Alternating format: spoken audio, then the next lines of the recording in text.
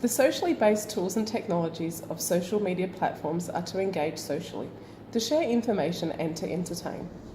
Are they a great resource for student involvement, engagement, or merely entertaining? Should teachers ensure students' current interests are used to facilitate their learning via social media? This is a hot topic to be discussed on today's episode of Uni News. Social media has the potential and popularity in innovative education. It clearly empowers digital learners to create, collaborate and construct knowledge and experience through online participation. Not only is student-centred learning stimulated, Lamb argues that higher engagement and enhanced learning motivation occurs. And furthermore, the use of social media fosters social interactions and reflections among participants. Certainly that should be considered. Educators hold a common belief that social media platforms are highly engaging, therefore totally necessary, but acknowledging we are in the exploratory stages regarding how to use it effectively and meaningfully. Wankel further highlights challenges and limitations include insufficient and unequal participation, abuse of internet, and excessive online time for non-academic purposes. Rubin argues how contentious social media use is despite powerful functions in relationship building, interactions and communication.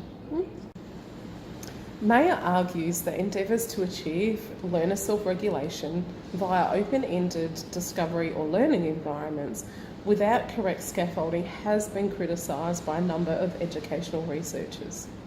Problematically, social media-based education settings really do tend towards self-regulated learning approaches, i.e. inquiry-based learning or problem-based learning, where unfamiliar tasks and concepts impose numerous demands on learners.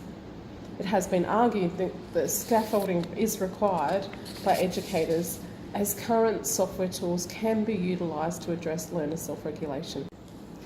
Recent research delivers persuasive arguments how important encouraging student control of their learning processes through social-based tools and technologies has become. And these tools and methodologies are also proficient in scaffolding, informal conversation, reflexive dialogue and collaborative content generation, basically allowing access to a wide raft of ideas and representations. McLaughlin and Lee elaborate when used correctly, control shifts to the students via learning or agencies, autonomy and engagement, often straddling multiple real and virtual learning spaces, independent of physical, geographic, institutional and organisational boundaries. Well, that's true. It doesn't self-regulating occur when students can select and individualise tools and contents combined with the appropriate scaffolding to support their learning.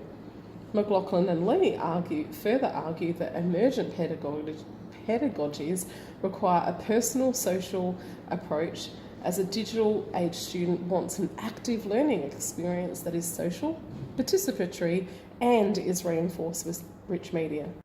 How do educators enable self-direction, knowledge building and autonomy by giving opportunities and choice while delivering essential structure and scaffolding? The complexities for teachers are multifaceted. Teachers are required to deliver personalised learning experiences that incorporate appropriate technologies that cultivate independent learning skills while scaffolding learner reflection and the development of generic competencies.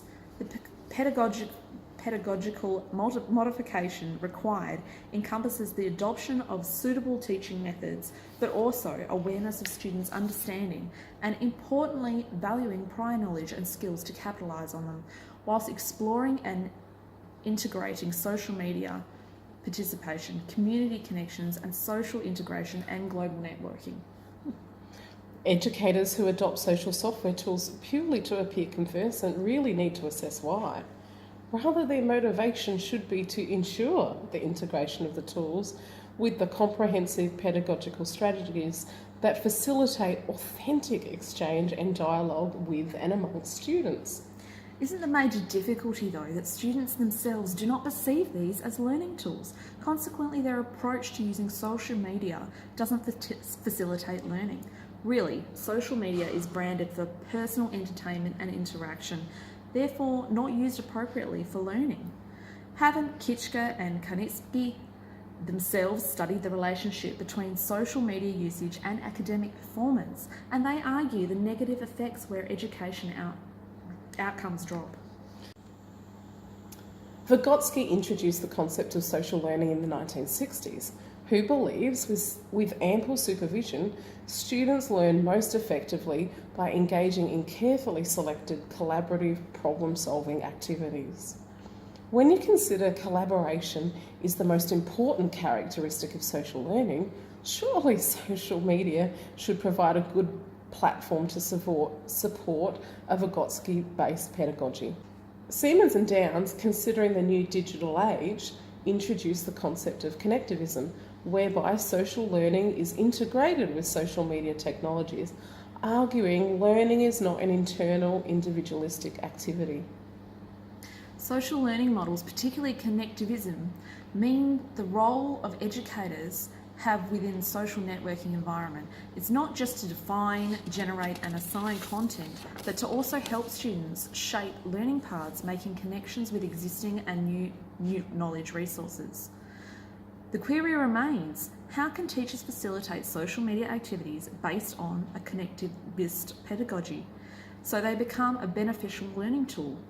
Significant gaps remain between theory and application. Assimilating this informal learning into formal education environments is challenging.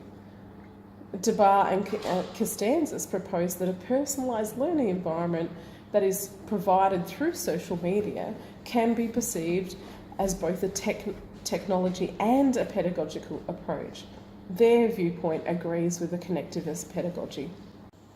Teachers face dilemmas of how to evaluate students' network building and self-exploration on social media, where conventional fixed criteria assessments such as tests or quizzes aren't suitable. Rather, an indirect approach needs to be adopted, where educators integrate social media to supplement and reinforce classroom teachings and therefore use formative assessment strategies such as rubrics, portfolios and reflections. The adoption of new assessment practices is especially paramount when learning happens outside the classroom and in an informal learning environment. Absolutely. Of course, the topic of cybersecurity and privacy issues and cyberbullying need to be addressed. A moral concern for all contributors, where marginalisation can be an issue. Do these concerns justify the benefits where social media empowers innovative and collaborative interactions, links textbook knowledge to real-world problems, and advances personalised constructive learning journeys? Yes, social media and networking technologies have significant potential to recreate the learning environment where knowledge acquired and experienced as a uniquely social enterprises co-created by a community of learners. But do these advantages justify the risk? This is such a significant issue. The Victorian Department of Education has designed a curriculum in an attempt to address this issue.